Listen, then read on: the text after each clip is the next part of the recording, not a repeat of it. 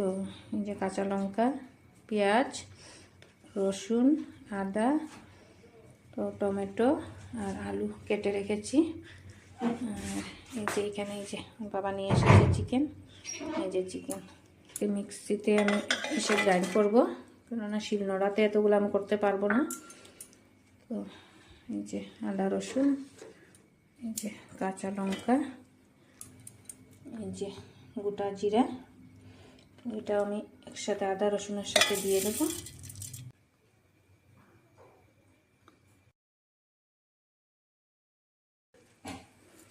যে গোটা জিরা,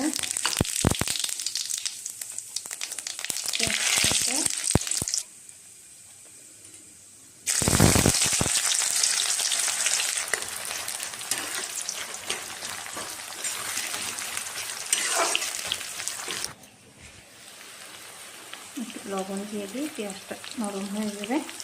মশলাটা গ্রাইন্ড করেছিলাম, কাঁচা লঙ্কা, জিরা, রসুন আর আদা, এটা গ্রাইন্ড করেছি। এই মশলাটা এখন দিয়ে দেবো। হলুদ গুঁড়ি, লঙ্কার গুঁড়ি,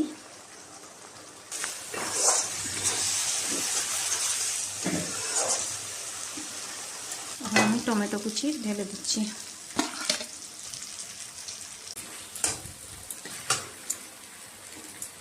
একটু সয়া সস, চিকেনের জলটা ঝরে গেছে, চিকেনটা ঢেলে দিচ্ছি।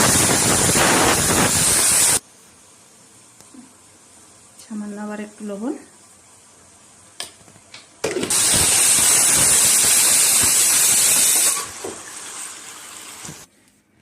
তো আমি চিকেনটা কুকারে ট্রান্সফার করে দিয়েছি, কেননা দুটো সিটি মেরে দেবো, তো চট করে হয়ে যাবে। যে আলু, এটা কুকারে দিয়ে দেবো এখন আমি।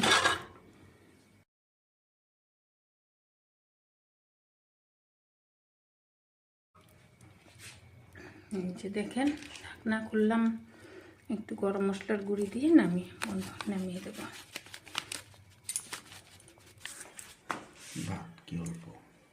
এই যে